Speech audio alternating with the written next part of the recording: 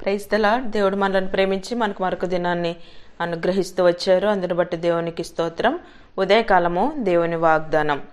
మొదటి సమూయేలు గ్రంథం 20వ అధ్యాయము 21వ వచనం. నీకు ఏ అపాయమును రాక క్షేమమే కలుగును. సో దేవుడు మనల్ని ప్రేమించి దినమంతటి కొరకై ఈ శ్రేష్టమైన ప్రశస్తమైన వాగ్దానాన్ని మనకు అనుగ్రహిస్తూ వచ్చారు. నీకు ఏ అపాయమును రాక క్షేమమే కలుగును. సో ఈ మాటలు యోనాతాను దావీదు సంభాషించినటువంటి మాటలు అన్నమాట. సో ఈ మాట దావీదుతో యోనాతాను సెలవిస్తూ వచ్చాడు. నీకు ఏ అపాయమును రాక క్షేమమే కలుగును. ఇక్కడ దావీదు వెళ్తున్న పరిస్థితులన్నీ కూడా మనకు తెలుసు. సౌలు ద్వారా తరంబడుతున్నాడు. అలాంటి సమయంలో సౌలు కుమారుడైన యోనాతాను తనకు ప్రాణ స్నేహితుడిగా ఉంటూ వచ్చాడు. సో తన జీవితంలో ఇంకా జరగబోయేటువంటి పరిస్థితి ఎలా ఉంటుంది, నిశ్చయముగా అంటే తన తండ్రి చేతిలో నేను దొరికిపోతానా అన్న అంటే భయాందోళనతో దావీదు ఉన్నట్లుగా మనము వాక్యాన్ని బట్టి గ్రహించగలం. అలాంటి పరిస్థితుల్లో యోనాతాను తను బలపరిచినట్లుగా ధైర్యపరిచినట్లుగా సో తనకు ఒక ఎగ్జాంపుల్గా అక్కడ బాణంలో వేసినట్లుగా మనం దేవుని యొక్క వాక్యంలో చదవగలం. అంటే ఎలాంటి పరిస్థితుల్లో ఉన్నా దేవుడు అంటే ఒక వ్యక్తికి అనుగ్రహము ఆ దయ ప్రాప్తించాలంటే దేవుని ద్వారానే అది ప్రాప్తిస్తుంది. సో సౌలు కుమారుడే యోనాతాను. సో వాళ్ళకి తెలుసు కుటుంబంలో ఎలాంటి పరిస్థితులు ఉన్నాయో తెలుసు. అయితే తన తండ్రి అంటే అక్కడ మనం సందర్భాన్ని బట్టి ఆలోచించినట్లయితే సౌలు తర్వాత యోనాతానే రాజు కావాలన్న ఉద్దేశాన్ని వారి యొక్క ఆలోచనలను బట్టి మనం గ్రహించవచ్చు.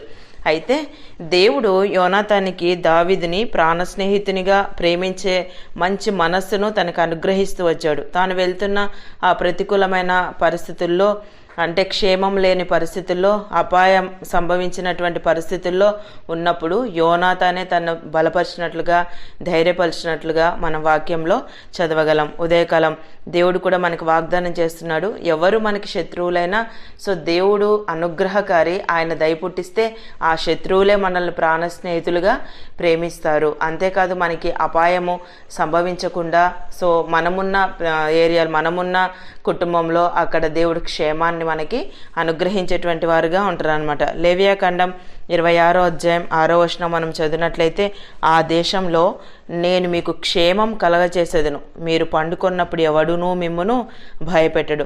ఎప్పుడు దేవుడు మనకి క్షేమాన్ని కలగచేస్తాడు, ఎప్పుడు అపాయం రాకుండా మనల్ని కాపాడుతాడు అని అంటే, మీరు నా కట్టడలను బట్టి నడుచుకొని నా ఆజ్ఞలను ఆచరించి వాటిని అనుసరించి ప్రవర్తించిన యెడల మీ వర్షాకాలంలో మీకు వర్షమిచ్చేదను, మీ భూమి పంటలనిచ్చును, మీ పొలములో చెట్లు ఫలించును, మీ ద్రాక్ష పండ్ల కాలం వరకు మీ నూర్పు సాగుచుండును, మీరు తృప్తిగా భుజించి మీ దేశంలో నిర్భయముగా నివసించెదరు.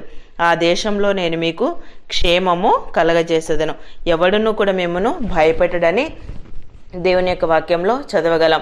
మనం ఎంత తృప్తిని మన జీవితంలో అనుభవించాలంటే ఫస్ట్ ఆఫ్ ఆల్ మనలో ఉన్న దేవుడు ఎవరో మనం గ్రహించి ఆ దేవుని మనము అనుసరిస్తూ వచ్చినప్పుడు, ఆ దేవుడు ఆజ్ఞాపించిన కట్టడలు విధులు మనం అనుసరించి ప్రవర్తిస్తూ వచ్చినప్పుడు, ఆ దేవునికి మనం సంతోషాన్ని కలిగిస్తూ వచ్చినప్పుడు మన జీవితంలో కూడా దేవుడు మనకు సంతోషాన్ని, నిర్భయాన్ని, తృప్తిని, ఆనందాన్ని, క్షేమాన్ని మనకు అనుగ్రహించేటువంటి వారుగా ఉంటారు అనమాట. కీర్తనలు 91:10 చదివితే, నీకు అపాయమేమీయూ రాదు, ఏ తెగులును నీ గుడారమును సమీపించదు. సో మనం దేవుని యొక్క వాక్యాన్ని బట్టి మనము నడుచుకుంటూ వచ్చినప్పుడు, దేవుణ్ణి మన జీవితంలో మనం సంతోషింపచేస్తూ వచ్చినప్పుడు, దేవుని యొక్క అడుగుజాడల్లో మనం నడుస్తూ వచ్చినప్పుడు మన చుట్టూరా అనేకమైన ప్రతికూల పరిస్థితులు, భయాందోళనతో ఉన్న సమస్యలు, రకరకాల పరిస్థితులు ఉండొచ్చు కదా. అంటే మనం కుటుంబంలో ఉన్న ప్రతి వ్యక్తికి పెద్దవారు మొదలుకొని చిన్నవారి వరకు అంటే వారి వారి వయస్సును బట్టి, వారి వారి పరిస్థితులను బట్టి, వారి వారి కుటుంబ సమస్యలను బట్టి రకరకాల భయాలు, రకరకాల ఆందోళనలు, రకరకాల అపాయాలు సంభవించే సిచ్యువేషన్స్ మనం కలిగి ఉంటాం. కానీ మన జీవితంలో మనం సేవించేటువంటి దేవుని ఎవరో మనం గ్రహిస్తూ వచ్చినప్పుడు, మనలో ఉన్న దేవుని మనం సంతోషింపచేస్తూ వచ్చినప్పుడు, దేవుడు ఆజ్ఞాపించిన ప్రకారం మనం నడుచుకుంటూ వచ్చినప్పుడు ఆ సమస్యలు ఎలాంటివైనా, ఎలాంటి భయాన్ని కలిగించే సమస్యలైనా సో వాటన్నిటిలో నుండి దేవుడే మనల్ని తప్పిస్తాడు. దావీదు తన వెనుకాల సౌలు అంటే అతను ఒక రాజు, ఆ రాజే తన సైనికులతో దావీదును ఒంటరిగా తను తరుముతూ వచ్చాడు. అలాంటి భయాందోళన సమస్యల గుండా వెళ్తున్నప్పటికీ దావీదును దేవుడు అన్ని విషయాల్లో అంటే మనుషులకే దయ పుట్టిస్తూ వచ్చాడు. తను ఎలా ప్రవర్తించాలో కూడా దేవుడు తనకు నేర్పుతూ వచ్చాడు. సో తద్వారా సౌలు యొక్క చేతిలో పడకుండా దావీదుని దేవుడు కాపాడుతూ వచ్చాడు. అంటే దేవుడు దావీదు యొక్క జీవితంలో కలిగి ఉన్న ప్రణాళిక దేవుడు ఎరుగును. ఆ ప్రణాళిక కొరకే దావీదుని సిద్ధపరచుట కొరకే రకరకాల పరిస్థితులు తను వెంబడించిన, రకరకాల అపాయాలు తన చుట్టూరా ఉన్న, క్షేమం లేని పరిస్థితులు తను ఎదుర్కొన్న, నెమ్మది లేని పరిస్థితులు తను ఉంటున్న, అంటే కొండల్లో తను దాక్కోవాల్సిన పరిస్థితులు వచ్చినప్పటికీ, ఇలాగ వ్యక్తుల ద్వారా తరంబడుచున్నప్పటికీ దేవుడే తనకి భద్రతను అనుగ్రహిస్తూ వచ్చాడు. సో ఉదయకాలం దావీదు సేవిస్తున్న దేవుణ్ణే మనం కలిగి ఉంటూ వచ్చాం. సో దావీదుకి అండగా యోనాతాను నిలిచి తను బలపరిచిన రీతిగా, ధైర్యం చెప్పిన రీతిగా, నీకే అపాయం రాదు, నీ క్షేమమే కలుగునని తను బలపరుస్తూ వచ్చాడు.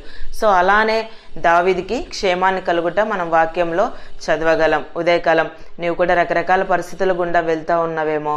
సో ఆ పరిస్థితులన్నిటి నుంచి దేవుడు నిన్ను తప్పించే దేవుడు, నీకు అపాయం రాకుండా నీ క్షేమాన్ని అనుగ్రహించే దేవుడు. ఉదయకాలం ఈ ప్రశస్తమైన వాగ్దానం మన జీవితంలో ఉదయకాలం నువ్వు అనేక పరిస్థితుల గుండా వెళ్తున్నవేమో. అవి అనారోగ్య సమస్యలు ఉండొచ్చు, చెప్పుకోలేని సమస్యలు ఉండొచ్చు, అంటే తెలియని భయాలు నేను వెంటాడుతూ ఉండొచ్చు. కానీ అనుకోనని కోర్టు కేసులో, అనుకోనని సమస్యలు నేను వెంబడిస్తూ ఉండవచ్చు.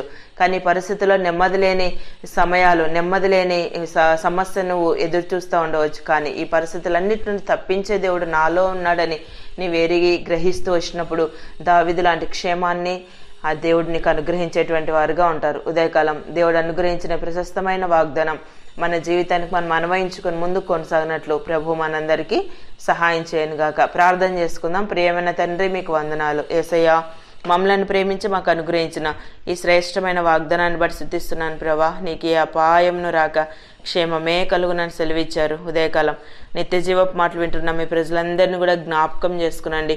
వారి జీవితంలో మీరు ఇచ్చిన వాగ్దానం నెరవేర్చి సహాయపడుతూ రావాల్సిందిగా కోరుతూ యేసు ప్రభు నామమున ప్రార్థిస్తున్నాను తండ్రి. ఆమెన్.